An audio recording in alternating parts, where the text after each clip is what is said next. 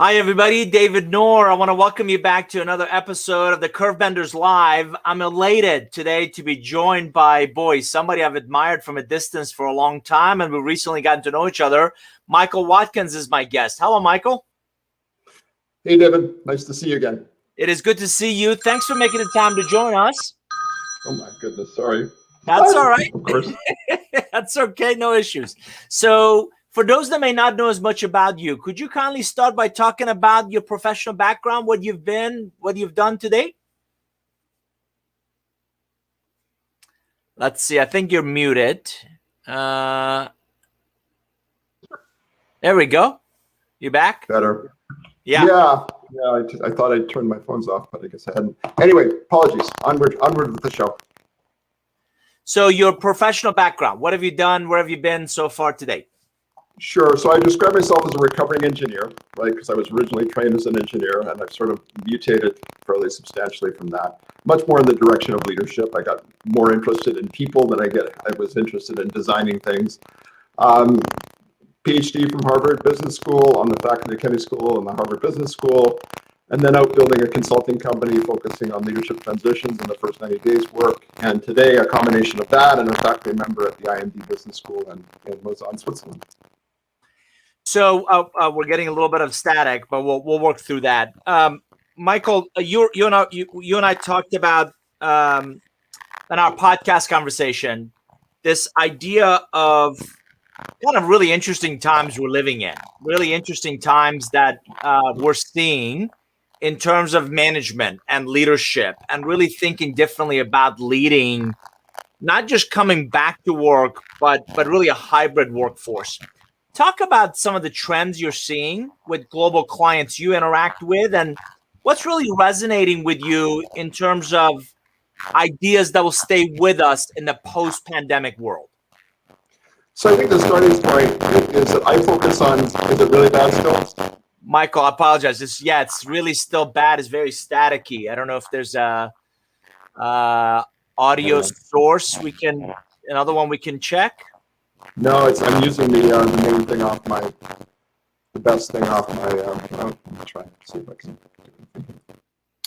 For our audience, our guest is Michael Watkins, best known, one of many things he's done, but the book called The First 90 Days.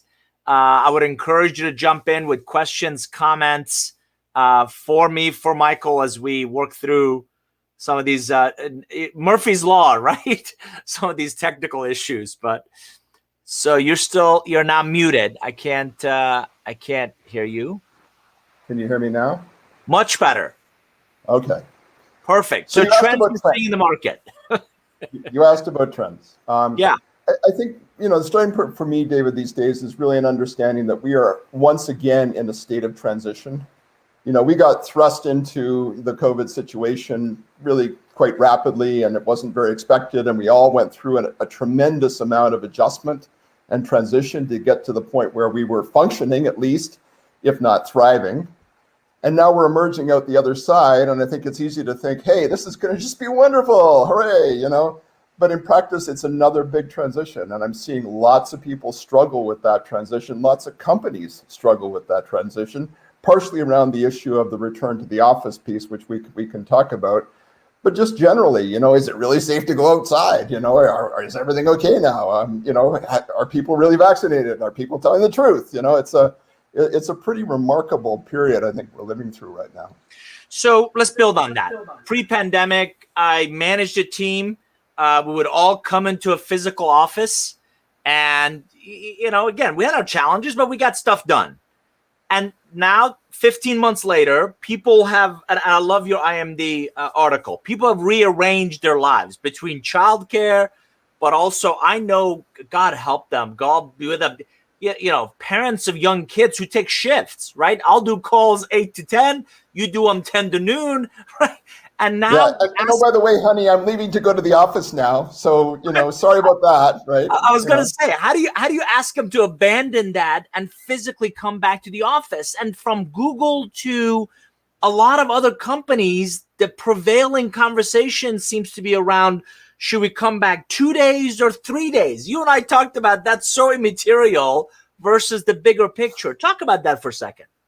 Well, I was going to say too, timing is everything, right? And the timing for doing this is particularly bad because, school's ending now, right? So kids are going to be coming home even more than they were previously, So it's just a really, really hard time. And as you say, people have created a new support system for themselves, right? They've learned what works and what doesn't, and now that's all getting upended again, right? And we're back into trying to figure it all out.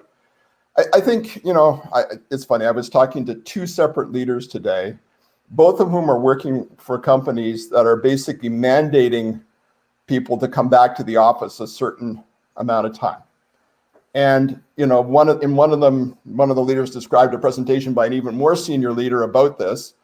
And the tone of the leader was basically kind of, yeah, you're doing this, kind of get over it, right?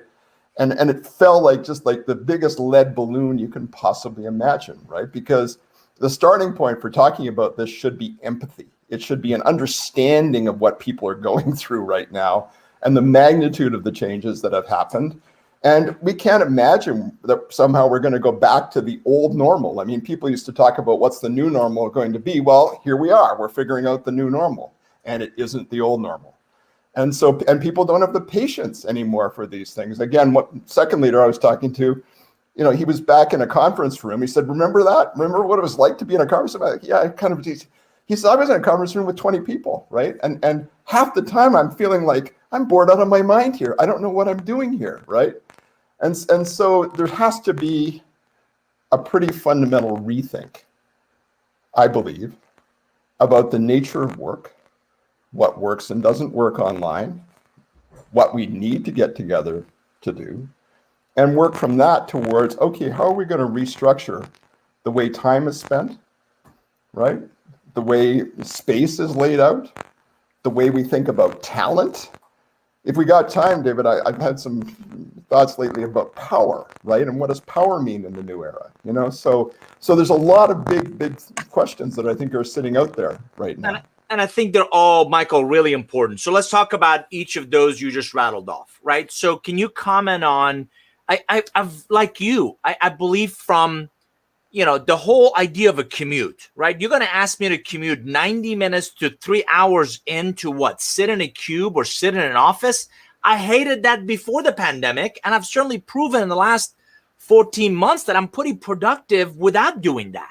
So let's talk about why we should get together. What do you believe would be the more compelling reasons to invite, and I'm actually using invite intentionally, of the workforce to physically come back into an office? Yeah, well, it's exactly the right question. And one of the leaders I was talking to today is framing it exactly that way. He's framing it as, let's spend the time together figuring out why we should be together and what really makes sense and what doesn't, right? So he's trying to kind of frame this in a lemons to lemonade kind of way, right? He's working within the constraints of a system that's requiring people to come back to the office.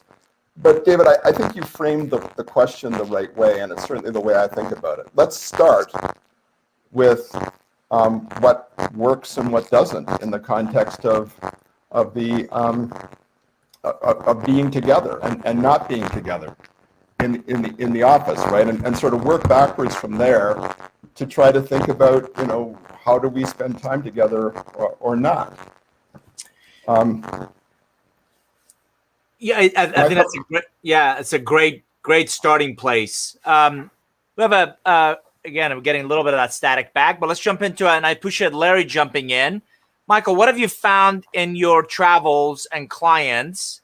Majority of the companies found productivity higher in the office setting or working from home? There's not even a debate about this, right? It's much higher at home. There's just no question, right? I mean, one big healthcare system that I do some work with found a 40% increase in productivity from people working at home. There is no debate about this, and certainly if you start to factor in the commute times, the dead times, we're not in the same universe anymore for sure.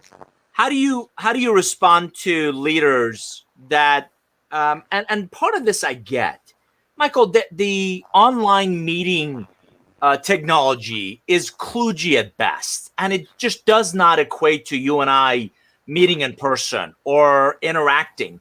And what I appreciate is you actually say that. You talk a lot about collaboration, right? Getting the right people together for the right reasons. That's when it does make sense. So talk about that. Talk about really the power of that aspect of it in terms of getting the right people back. Sure. So this was our starting point, and I'm talking we, as in a colleague, Robert Hoiberg, and I at IMD. Michael, I apologize. The static got really bad again. I don't I'm know not what's sure. happening. Hang on a second. Let me try something else. I don't know if it's a loose cable or another electronic device nearby. Larry, yeah, that's Larry Tyler, that's a great point, right? 40% more productive at work. Why go back to the office, right? So again, I've got a lot of people that most of you know I live in Atlanta, and what will take 15 minutes to drive in a regular, and Atlanta is not alone, right? Any major metropolitan area, it'll take 45 minutes. It'll take an hour plus to try to reach that destination. And for our mental health, wear and tear on our vehicles, for my sanity, why do I want to come in angry and leave disappointed? That's just not a good way for me to think of starting and ending the day, right? So let's see if I think Michael's back. How's now? Is that any better? David, Michael, can you hear me now? I can, much better. So can you hear me? I'm totally shut out of this thing. No. So if you can hear me, if you can hear us, Can you hear me? yes. Yeah, you sound great. Can you hear me? It's okay. So yeah, again, I think of coming into an office almost like a theater stage, right? So there's the beginning, the whole commute, physically, why and how get people in. What are we doing while we're there? That's the during. And then how do I continue that work, collaboration, creativity outside of that? So in thinking through those scenarios, in thinking through those, really important to, and Michael brought it up, why should we get together? Who are the right people? Who are the right people that are critical for this? Are also really useful to think through this project, this initiative. You remember having conference meetings, as Michael mentioned, 20 people in the room, and half of them don't really need to be there. What's the point of doing that? Michael, is this better? Well, David, I've been reduced to being on my phone, believe it or not. So we're here now. I love the flexibility. I love the agility. We'll just kind of roll with it. Every side. So the question you asked when we left, right, was about the research we did. And I think that the main finding of the research was really about what is it that we need to be together to do, right? Mm. That's the right question to be asking. What do we really need to be able together to do? When does it actually create value for us to be together? And what can we do actually really, really well virtually? And the answer to the last question was a lot, right? Especially one-on-one, right? I do a lot of, coaching of senior executives.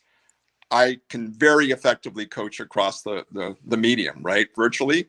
It helps if I met the person in person, but it's not necessary. I've now done engagements where I've never physically been in the same room as the person, and it's worked fine. Same, yeah.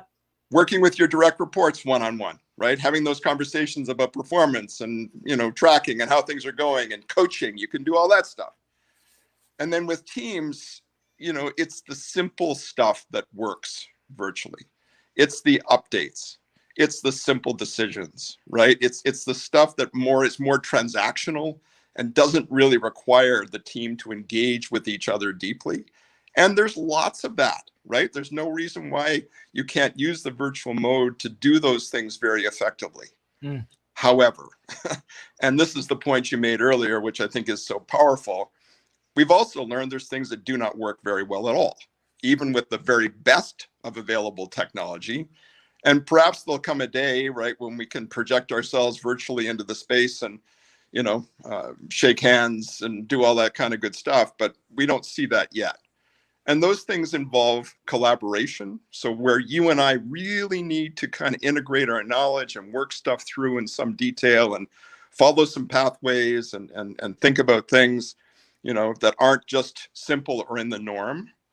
Likewise, any kind of complex decision making where real dialogue is involved, you can't do that particularly well. Innovation, if you and I are trying to really build something new, we need soak time. We need time to just kind of be together, work through the ideas, brainstorm about things, and the medium's not particularly good at that. Building shared culture, right? Really building connectivity and shared culture. We've been able to more or less maintain the cultures of organizations through this time, but it's pretty shaky, David, and I've seen absolutely substantial erosion, right? So the net of that is that if you are able to be clear-headed about what works virtually and what doesn't, then that's kind of the formula then for figuring out when you should be together and when you shouldn't. And the answer is you're together when it creates value, not X days a week, not X hours a week. It's we're going to very intentionally come together when it creates value to do so. And otherwise, we're better off operating virtually. So a lot of managers and leaders you and I know pre-pandemic equated, Michael, productivity and value creation with people physically showing up. What has to happen for them to get beyond that dinosaur leadership and really think about more the outcomes that employees create, not just the output of their projects, their initiatives, what they do and how they do it? Well, I think the term dinosaur is a very apt term, David. And I sort of, I use the metaphor of the dinosaur watching the approaching asteroid and admiring its beauty, It's because where have they been? Like, where have they been if they still have that attitude? I mean, that healthcare system I mentioned to you, I was talking to the chief of staff to the CHRO, early on in the pandemic, and they very much had a norm of you have to be present because if you're not present, we don't know you're working, boom, boom, boom kind of stuff. FaceTime is important, et cetera, et cetera.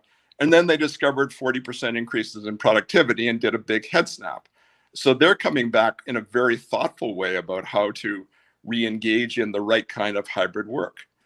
Where the world of the other people been, right? I described a global company to you that I know reasonably well, and they're mandating a specific number of hours, specific number of days each week. And I'm like, where have you folks been, right? Have you not been operating yourselves completely virtually, right? Do you really want to come back to the office for 2 or 3 days a week? It kind of mystifies me a little bit that there still are people, but there seem to be quite a few of them, David, which is fascinating. And I just wrote about several talent trends. And one of them is the Great Resignation, which is, Michael, I think people have recalibrated their values during this pandemic. And, I'm not excited about going back to the grind, or I'm not excited about, going back in an environment where, real value creation was maybe 30%, or if that, maybe 20% of what I did. The rest of it was just busy work. And I don't want to go do that. And in a hot labor market, if you're going to demand, mandate for me to come in, it's just much easier for me to go find somebody else who values what's actually between my ears, not if I can physically show up in an office building. Do you agree with that? Do you agree? I'm seeing, not only do I agree, I'm seeing it over and over and over again. People are absolutely recalibrating their expectations for sure. And if they're seeing an employer that isn't particularly flexible about how to re-engage them, they're saying, hey, sorry, we're in one of the hottest job markets in recent memory. There are tons of opportunities out there. I'll quickly find something. And, oh, by the way, get a bonus and free tickets to a game and everything else that people are offering now to try and attract talent because there's such a shortage. Mm. And I'm absolutely seeing, the beginnings of very large scale defections from some companies. Now, it's hard to say that that's just because of inflexibility, David. I mean, obviously they're offering amazing packages and all the rest of that stuff. But on the margin, are you going to stay with an employer that is forcing you to do things that you don't think make any sense and feel like a waste of your time? And the answer is on the margin, right? All else being equal, no, you're not. You're going to go someplace else. And I think, you're interested in talent, as am I. The other big thing I see in the talent world now is, and again, unless you wake up to this like now, you're in deep trouble, which is it's now global sourcing of talent, right? You're not geographically limited in terms of talent anymore. If you embrace the virtual, world and work possibilities, and you think, okay, we're going to get together periodically, physically as a team to do certain things that add value, you can be anywhere. And all of a sudden I'm seeing people, in a geography being recruited by a global company in Europe and not even having to move their families because it doesn't really matter anymore where they are.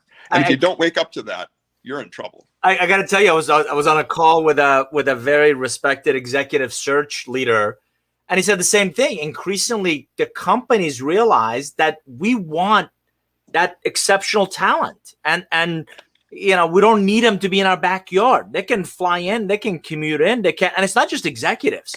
I think this pandemic is an impetus to cast a much wider net that is no longer geographically kind of bound. So Absolutely. As you and I talked about, the first 90 days, your book has had such a global impact on so many managers, so many leaders. And in it, you talk a lot about capabilities and competencies and focus on that value creation first 90 days.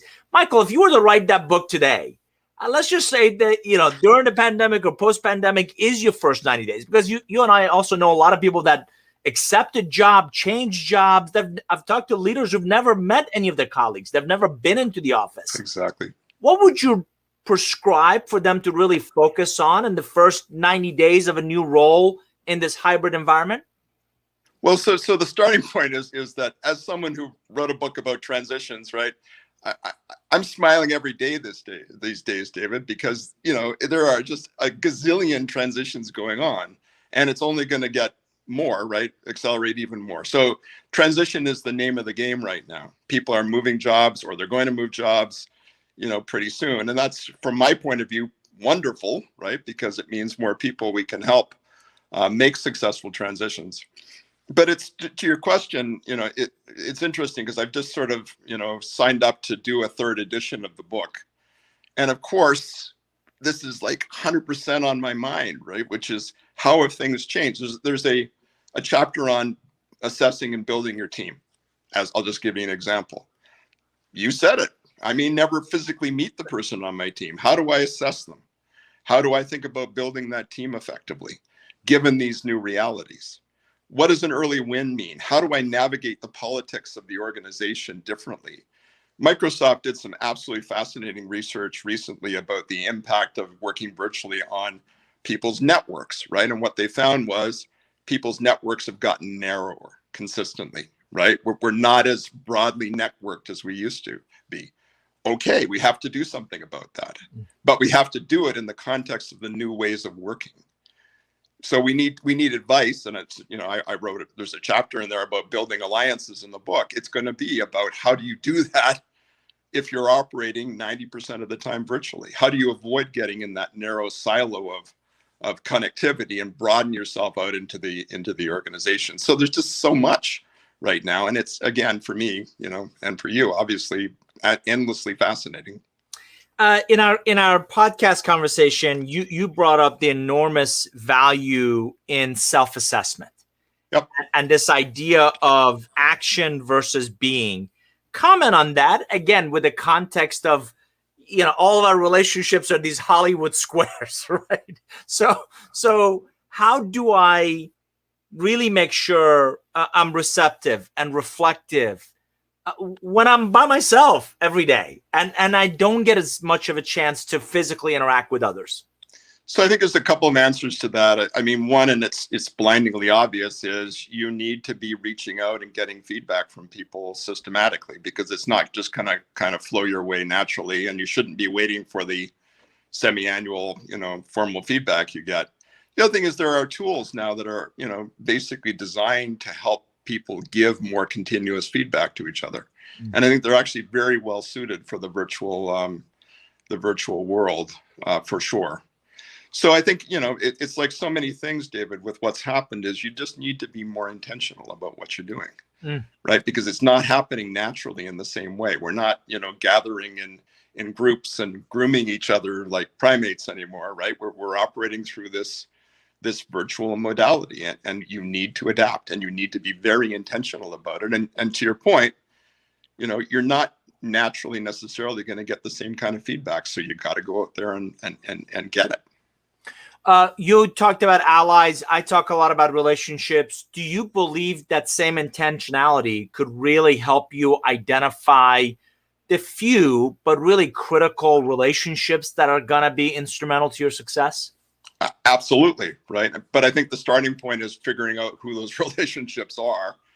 And also, I sometimes talk about the difference between relationships and alliances.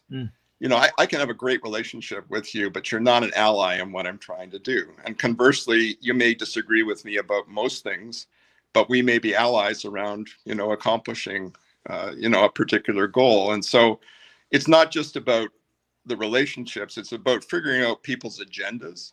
What are they trying to do? How can you help them, right? How can you help them advance theirs so they help you advance yours? And it's just much harder now that we're operating in this environment. And again, we get back to that critical role of intentionality.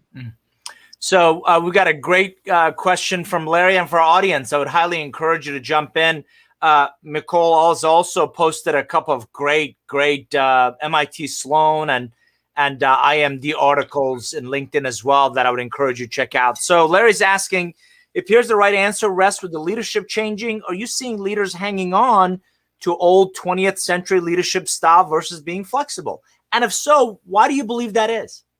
Well, Larry, remember that conversation about dinosaurs and asteroids? I mean, yeah, absolutely we are. And I think basically the reason is that in some organizations, senior leaders are just out of touch with what's going on in the front lines with their people, right? They don't really understand what the typical person, in an individual contributor or frontline manager level is experiencing, right? So they can't empathize, they can't understand. And then I think they haven't done the right level of thinking about the future of work and what works and what doesn't. And by the way, I believe we'll come to an equilibrium eventually. There will be a new equilibrium, right? But some organizations are going to get there a whole lot faster than others. And oh, by the way, reap a lot of benefits in terms of getting great talent in the process.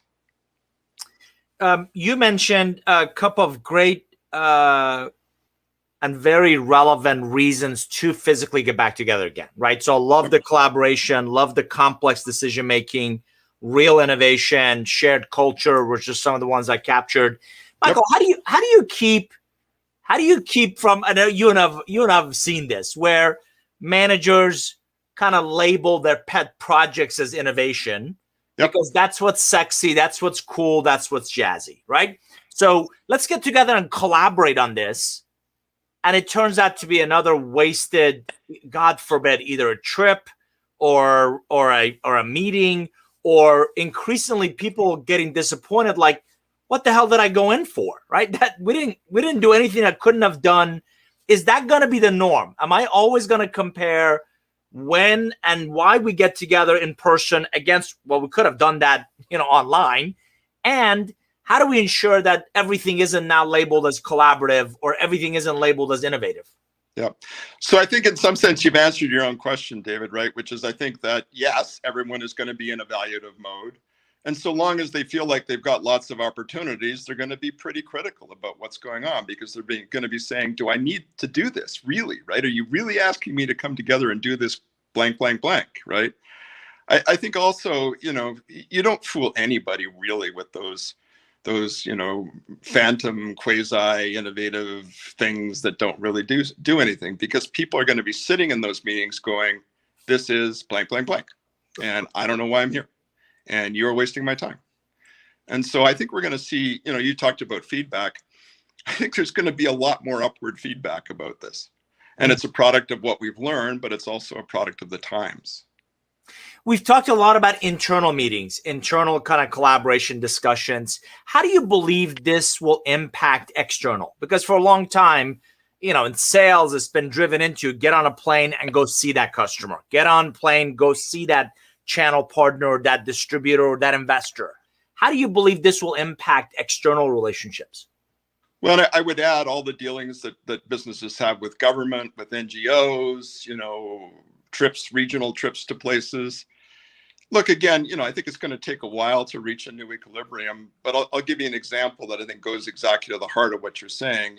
Big Nordics bank, and their key business development people organized regionally, unable to travel for a year to meet their clients, doing perfectly well, thank you very much.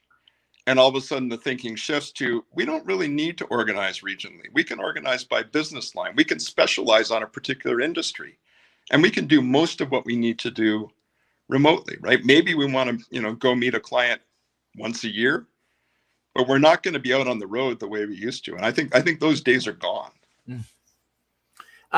Warren Buffett sold, by the way, a majority of his, I think a big part of his holdings in airlines, because his belief is airline business travel in particular won't come back for another 4 to 5 years.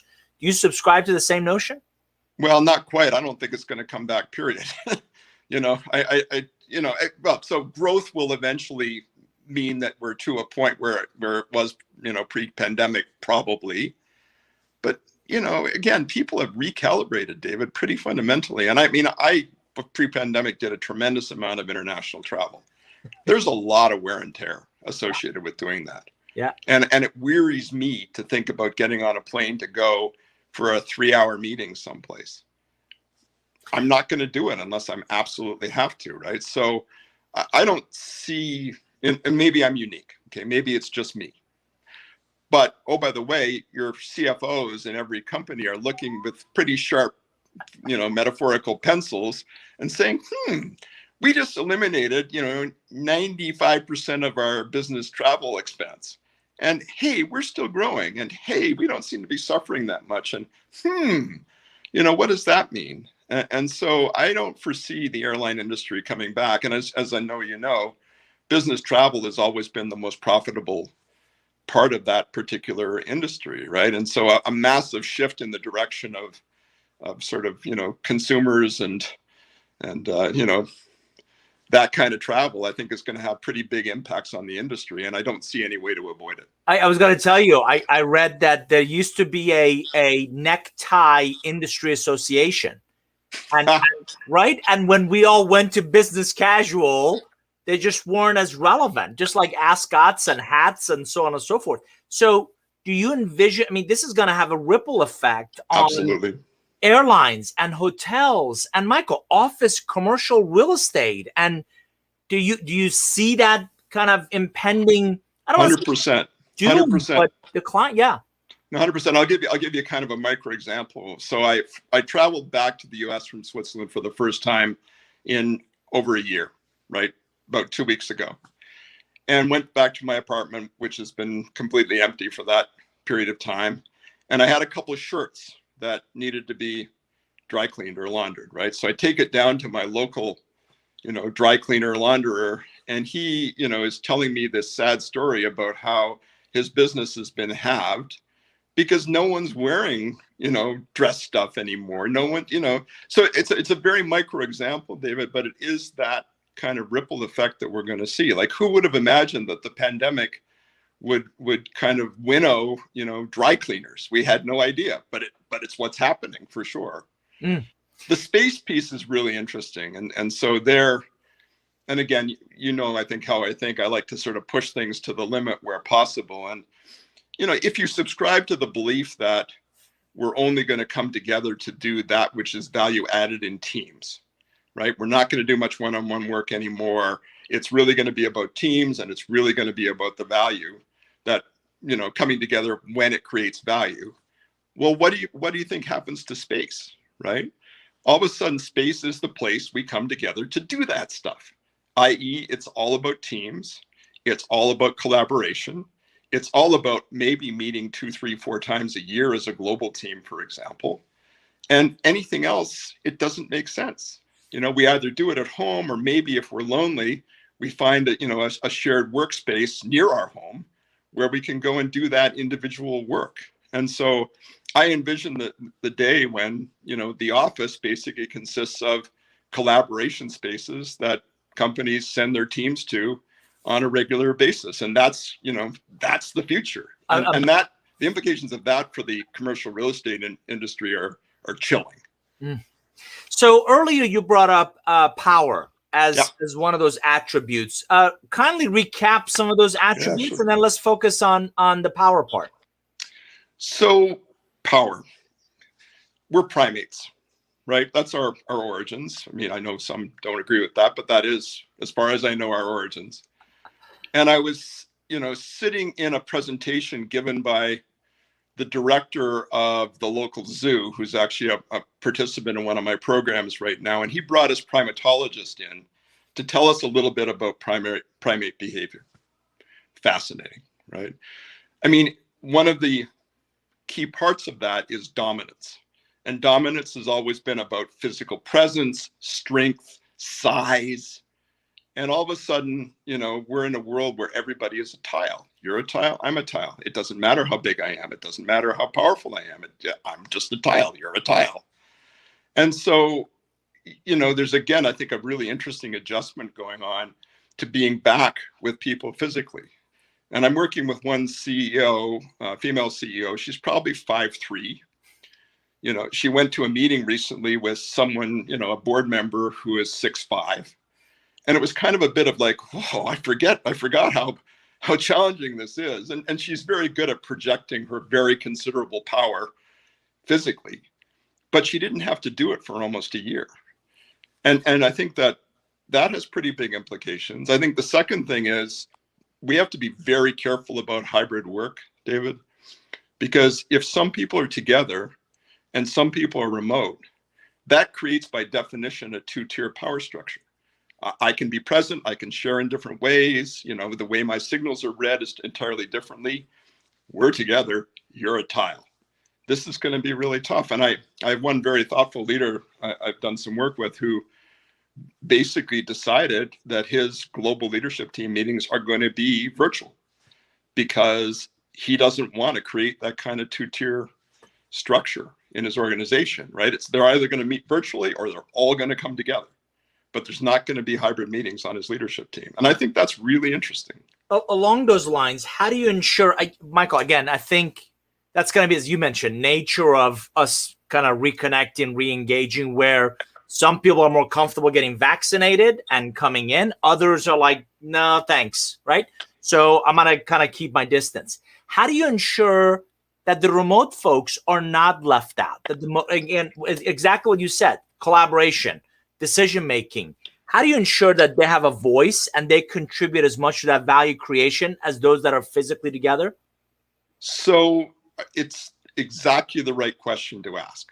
And I can tell you, talking to folks who, for example, work for a US-based company, but they're in Asia Pacific someplace, they, for years, have suffered from being on the wrong end of the video conference or audio conference and needing to take calls at midnight. That was life for them, right? And it was kind of just accepted. And now they've come to a world where, again, everybody's a tile. Meetings are more flexible in terms of time. And I think thoughtful leaders are saying, I'm going to leverage the possibilities of technology and time to level the playing field here. There aren't going to be any more two-tier leadership teams. And I think that's got pretty profound implications. And it's, there's a lot of obviously, discussion these days about diversity, equity, inclusion. The part I think that's hardest of those is the inclusion part. It's really getting those voices to the table, really integrating them. And the beauty of Zoom is we are all tiles, right? Our voices are co-equal. And if you're coming in from Singapore, it doesn't really matter that I'm sitting in, Hackettstown, New Jersey. For our audience, if you've joined us late, you've been listening to Michael Watkins, world-renowned author of The First 90 Days, amongst many other books, but truly a global leader in terms of thinking about leadership and culture and really bringing the right assets together in that value creation formula, if you will. Michael, let's talk about development. I've always believed you cannot press pause on capability building And in this time of transition, it seems like we need to develop not just the current leadership, but certainly the bench, right? Really that next generation of leaders that, well, this will become much more pervasive in how they engage their folks. Talk about, you brought up empathy as a starting place for those conversations. What are some of the other competencies or capabilities you would double down on in developing, reigniting, re-engaging the leadership team in? So some of the categories are familiar, David, but the way you approach them, I think, is somewhat different. So influence. I mean, most of the programs we teach at IMD, we focus a lot on influence and negotiation. But we need to rethink that capability in the context of the new ways of working, right? How do you project influence across this medium is really an important question. And we're making progress, I think, in thinking about it. Conflict, right? One of the biggest issues with, the virtual modality is conflicts don't get surfaced as early or as well as they should be, or they explode in an exchange of, email vitriol, or some combination of the two. So how do we rethink helping leaders manage conflict in their organizations productively? So to me, it's not like we're reinventing completely new skill sets, but we really need to rethink, again, what elements of that skill set are important and how do we really educate people to do it, given the new ways of working. Do you believe in some of the same attributes that were critical in pre-pandemic? Global experience, really functional depth. Those are still as relevant? Well, no. No, I don't think so. I think that the functional experience, I mean, you think of the traditional triad of development, right? It's the regional geographic scope of what you're doing. It's the functional, or specialty experience that necessary to integrate as a senior leader. And it's exposure to the different businesses if you're in a multi-business context, right? And so if you're in a global corporation, a multi-business corporation, that's traditionally what you've looked at as the big three kind of developmental, priorities. And then you've structured careers around those things if you're reasonably good at doing it, right? That's how you've done it. I think that some of that is still important. I think certainly specialist experience and familiarity is important. However, what a specialty is and which ones are important is changing dramatically. If you don't have digital experience today, forget about it, right? And so getting away from the traditional functions and thinking more in terms of what are the core specialties that we need to educate people in, that's really critical. Experience across the business line, sure. The geographic one, and I actually love your opinion on this one, is I think going to be really interesting, because if we are operating most of the time in global teams, and if it's working reasonably well, and we're coming together as global teams when it adds value to do so, how do I think about the value of shipping someone off at great cost to Singapore? Like, how does that work exactly? What is it that being in Singapore is going to give them? And I guess, maybe the answer is local culture, or a chance to expand a little bit. So maybe that's the answer. Yeah. But in terms of the work value, so I mean, I'm just thinking about this. Maybe the biggest value is not at all what happens at work anymore. It's just being present in these cultures and learning about them. But what do you think? Yeah, I couldn't agree with you more. You and I have talked. I've lived and worked extensively in the Middle East, and I got to tell you, your genealogy, your lineage matters a lot more than any product or service, right? So bin, right? Bad example, but bin Laden means, literal translation is son of, as you know. So kind of that's critical. And that's something you can get introduced to. Certainly you can intellectually understand it, but until you've been immersed into that culture, and you're exactly right, it's less of the work, more of the cultural nuances that living and working in Singapore brings to that conversation versus how do we do business there, right? But I love this, David, because let's continue to work this a little bit, because I think it's fascinating. So why do you need to live there? Like, why not build discovery expeditions that take you and immerse you very intentionally in a culture for a few months. And then, expat assignments are expensive. Let's face it, right? They're very expensive propositions. And so maybe we start taking groups of leaders on these cultural immersion experiences. I love that. By the way, Michael, think of the toll on the family. Right now, we're going to pull kids out of school with all their friends. And yeah, kids are resilient, but we're going to dramatically turn an environment where they're familiar with and turn that upside down. And by the way, the trailing spouse always carries significantly greater load. The kind of the partner which we're relocating for, God bless them, they're going to work every day. The trailing spouse is the one that's got to figure out where do we go buy groceries from, and where do we do laundry, and where do we live. And it's just a toll. I agree with you. I don't think that the cost of it justifies the means. So I love the cultural immersion. I believe that part is to be incredibly valuable. No, it's interesting, David. So my partner studies expat transitions and global mobility. And one of the things she's most interested in these days is kind of this model where the family stays put and the person travels, right? And oh, by the way, as a result of what's happened technology-wise, the leader doesn't even have to travel as much anymore. And that has very large implications, again, for how we think about the structure of work going forward. The other comment let you finish. No, I was going to ask you. The other comment you made that I drew a box around was envisioning the organization of the future, and what are the most critical roles, the core versus the periphery. And you specifically, Michael, brought up visibility. Mm-hmm. Talk about that, because again, if we're not getting together in person, if I'm not in the office, if I'm not going to HQ, and particularly if I'm remote, how do I get that leadership, mentorship, sponsorship for bigger opportunities to do more of what I believe I'm capable of?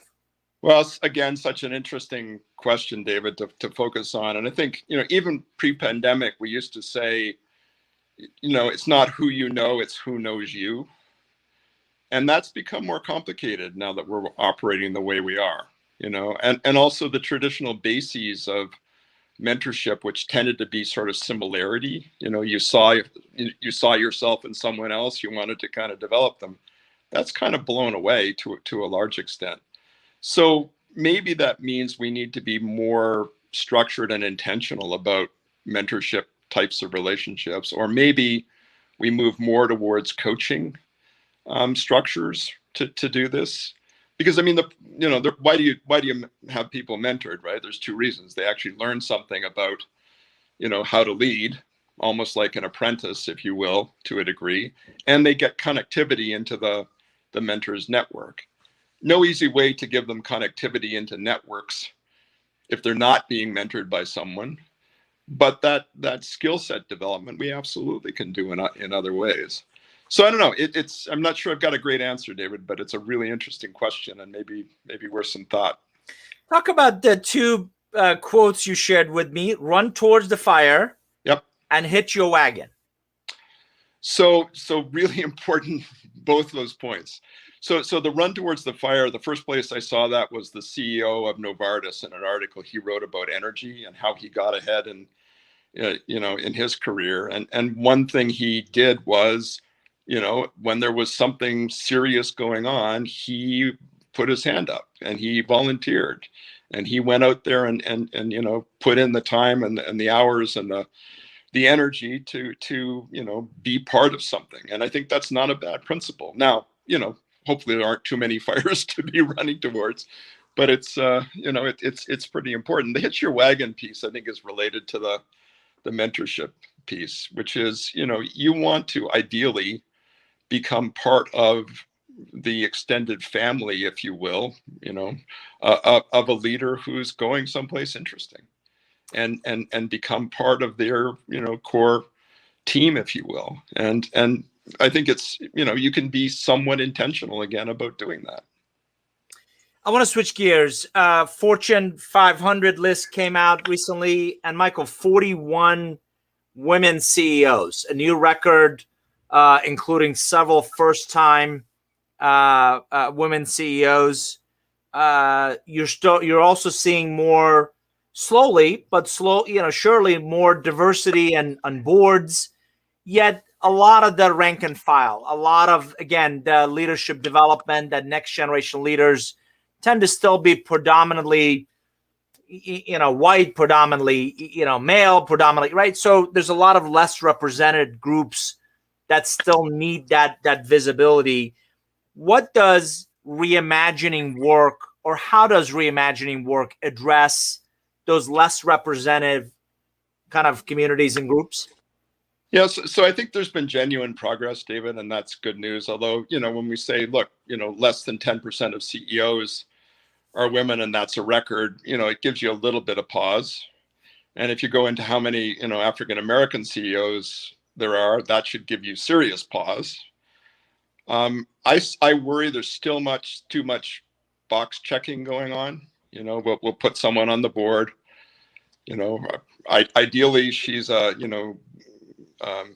gay African American woman, so we can check multiple boxes simultaneously. And I should say, by the way, I think that diverse leaders still face tremendous challenges in getting to the top, and there are challenges you would expect of double standards. There are challenges you would expect of isolation and exclusion sometimes.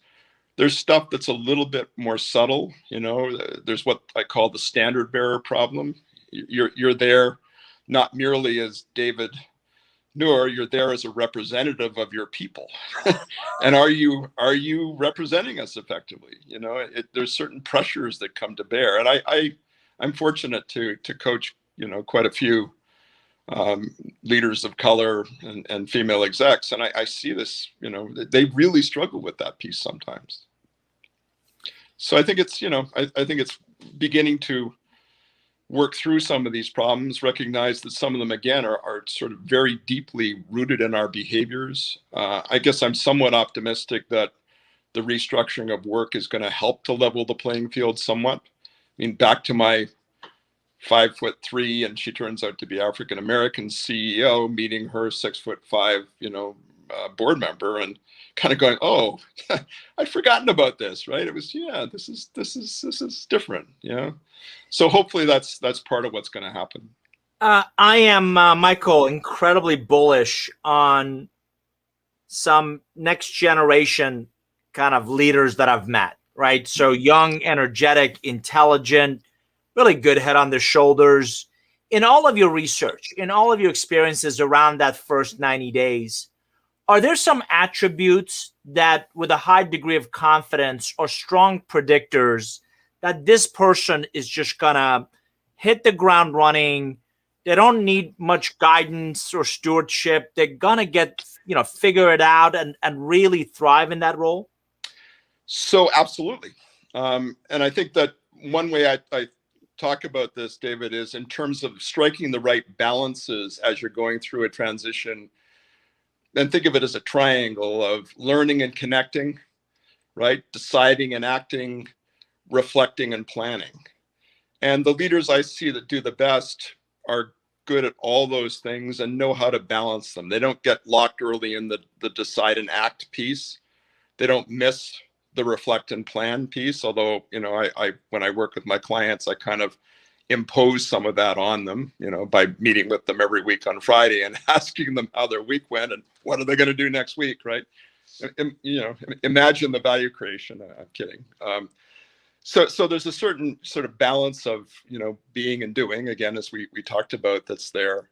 And then the other pieces are mindset and intentionality. The mindset, I sort of talk about some balances between, confident and curious. The people I see that do well don't walk in feeling like they have to have all the answers, but neither do they feel like they're at any disadvantage as a result of that. This is just an opportunity to learn rapidly, demonstrate how quickly they are able to come up to speed, have everyone do a head snap when they've, achieved pretty high level of mastery in a short period of time. The other thing I look for, I think, is really important, is that balance between kind of staying the course on one hand and knowing when to flex on the other. So, and there's a real value in being very methodical and planning and committing and sticking to it. But there's also the moment when you need to go, this isn't really working, and we need to kind of rethink this a little bit. So those are the sorts of things I look for in leaders. And I think that the leaders you're describing, I suspect, have those qualities. I was speaking to a senior executive who, and the conversation came around how woefully underprepared how many leaders were for this global pandemic, right? We, as a Black Swan event, we had seen pandemics. We knew what they were. We knew they were going to happen. We just didn't know when and the impact on us. So the question that he asked that Michael was really intrigued by is there a way to build a crisis resilient quotient? Do you believe that's something that can be taught, strengthened, developed for the next massive disruption? It may not be another pandemic. It might be cyber. It might be, God forbid, a natural disaster. But is there a way for leaders to become better at anticipating and really leading through those crises moving forward? Yes and no. So, yes, theoretically. Years ago, a colleague of mine at HBS, Max Bazerman, and I wrote a book called Predictable Surprises, the Disasters You Should Have Seen Coming and How to Avoid Them. I was running pandemic, simulations at Harvard, in the mid-90s. There's no new news here that we were going to face at some point a pandemic. What there wasn't was any will and commitment to investing in preparing to do that, right? And that, by the way, that crosses sectors. It's not just business, it's government. There was a real erosion of capability over time to, provide personal protective equipment.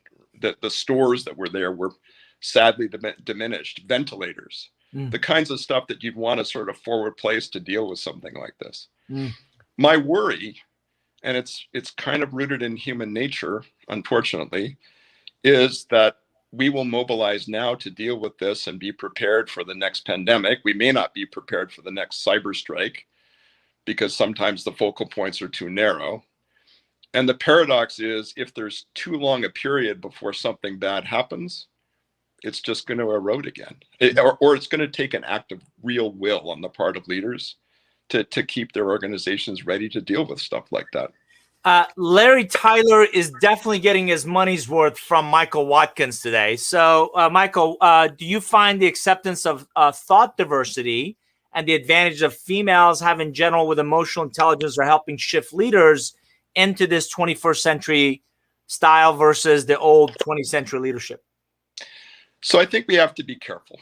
I think we need to be very, very careful here, because I think there's an assumption that the women that get to the top of corporations are necessarily a whole lot on average more emotionally intelligent than the men, at mid levels in the organization. So there's overlapping distributions, I guess is what I'm saying, David.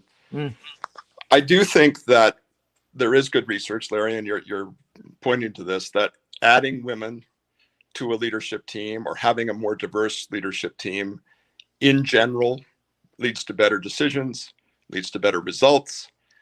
But I'm always careful to say that it's not diversity per se, it's integrated diversity, right? It's diversity that's brought together and focused and leveraged in the right ways. And that, of course, takes us into the inclusiveness territory pretty quickly. I also think there's a generational aspect to this too that we don't want to ignore. I think that on average, the leaders I deal with that are younger tend to have more emotional intelligence. I know I'm going to get into trouble over this, I'm sure, but they do, right? Because they've been educated and sensitized to its importance. Not across the board, of course, right? But on average, we've seen that happen. What I would say definitively is diversity of thought is good on a leadership team, as long as you've got the right kinds of thought diversity, and as long as you're doing what's necessary to focus and channel that, into powerful courses of action. My final question, I'm always curious about what's next. What is Michael Watkins working on next from a book standpoint? What gets you really curious right now about kind of exploring moving forward? So I think a couple of things. I think that what you pointed to just a few minutes ago, right? The impact of diversity on transitions, and how do diverse leaders experience transition differently potentially than others? And are there unique challenges that show up in transition that kind of are almost markers of the challenges that they face in general? So that's one. Updating the first 90 days, David, to fit the seismic changes that have gone on. You know, I can't even imagine leaving the book the way it is, given how much has changed, right? And so there's all kinds of dimensions that I'm exploring and thinking about, okay, what's the next, edition of that book going to need to look like to actually be relevant, given what's going forward? And then beyond that, a bit of interest, and it kind of connects to your point about seeing around the corners a little bit. The leaders today need to deal with what are likely to be increasingly turbulent times. Yep. I don't for a minute think we're heading back for some form of stability, and we may be heading for some real big challenges, bigger than the pandemic even. So how are leaders going to prepare themselves to meet those challenges? And one core piece of it is strategic thinking. And so I'm very much thinking about strategic thinking right now. For our audience, you've been listening to best-selling global author, Thinker's 50 ranked management thinker, and just a all-around great guy, Michael Watkins, also, by the way, co-founder of Genesis. And as Nicole was kind enough to share, I would encourage you to sign up for their newsletter. It is packed full of great insights, and you can't help but to really think about a lot of Michael's ideas and the team's perspectives on things. Michael, on behalf of our community, thank you for being our guest on Curvebenders Live today. Really happy to have been able to be with you, David, and thank you. My pleasure. Great to see you. Take care.